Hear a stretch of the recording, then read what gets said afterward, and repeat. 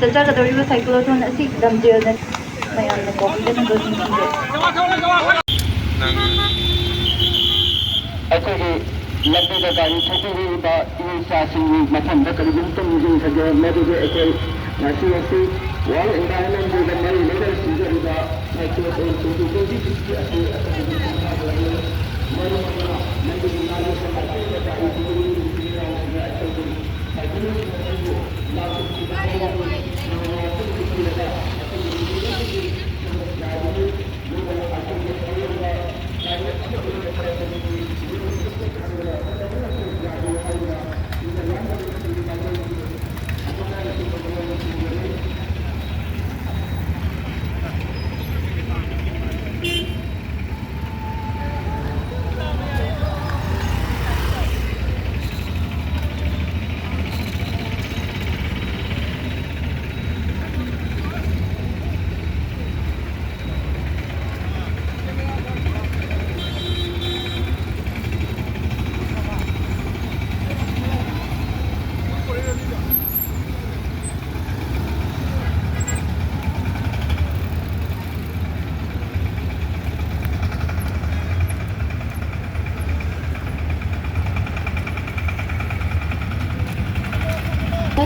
ꯃꯁꯤ ꯃꯤꯌꯥꯝꯒꯤ ꯑꯣꯏꯕ ꯏꯍꯧ ꯑꯃꯗꯤ ꯑꯟꯗꯣꯂꯟ ꯑꯃꯈꯛꯅꯤ ꯑꯩꯈꯣꯏ ꯄꯨꯟꯅ ꯁꯥꯏꯀꯜ ꯊꯧꯃꯤꯟꯅꯕꯅ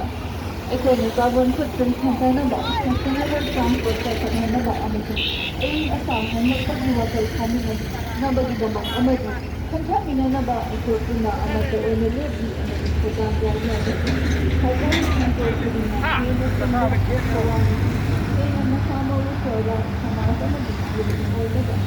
ꯑꯃꯗꯤ ꯍꯦꯟꯅ ꯐꯒꯠꯂꯕ ꯇꯨꯡꯒꯤ ꯂꯝꯕꯦꯜ ꯑꯣꯏꯒꯅꯤ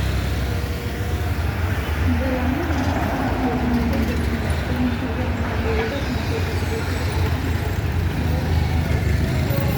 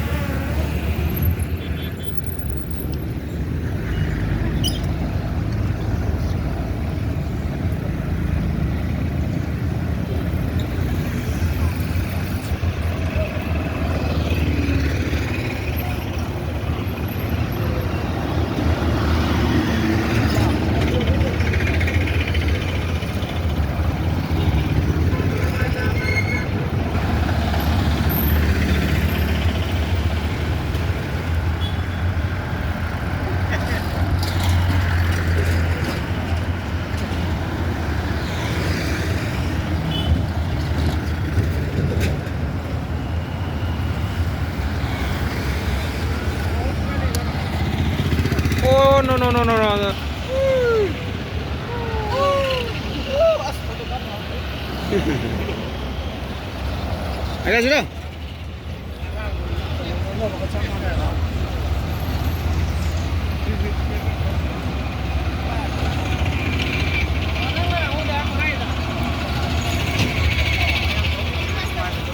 Sampai mana?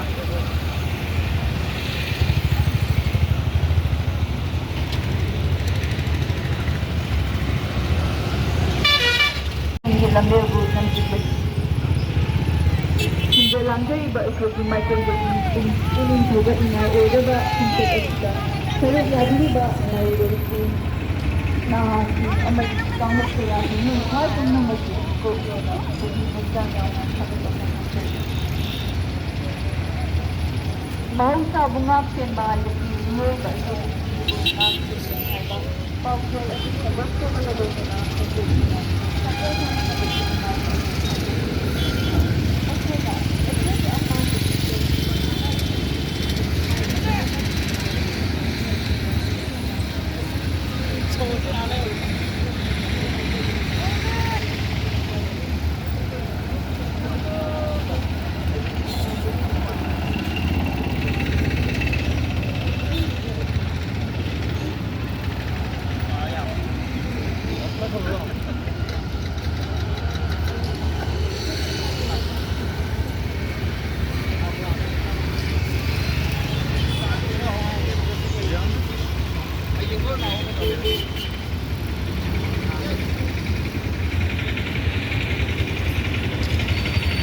khutsamnaduna World Environment Day haibadi malemgi akoibagi numit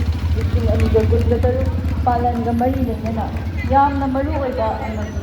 lemjaningai oraba cyclothon 2026 haina yongba program ama sinja langjari haina yana mafamda laithokjaba asida aikoi pumna makna khangdokjari sahi asigi global haibadi malem oiba hiram adini Nena Sangoro Mariana Eko yang mau saya esmal, ini nasa orang di bawah orang, mana dah kita mau saya saya ni kumpul awak aku nomor yang barang Eko yang mana bukan sebab Lalu kalau apa yang boleh saya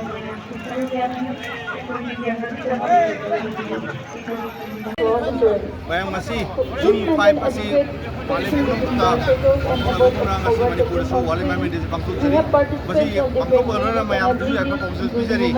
orang ekoi ngasih misi ya amuna mana sinam kena ekoi mama di tinggi palibas jiwa pun makin pun lagi jadi mana khanda minasi orang ekoi ngasih hal mana khamira batu nolosi paturin jadi kami na ekoi male masih dah amuna kawan generasi mayam lagi orang bagi kita mana pribadi ma ekoi mayam kita pribadi number saya masih hingi pare hingi baik pergi itu orang ni tahun lalu sih lalu pergi tunggu future generation na lehu apa tu mbak makin plan ni, nama pergi, ini nama saya ni sih ya,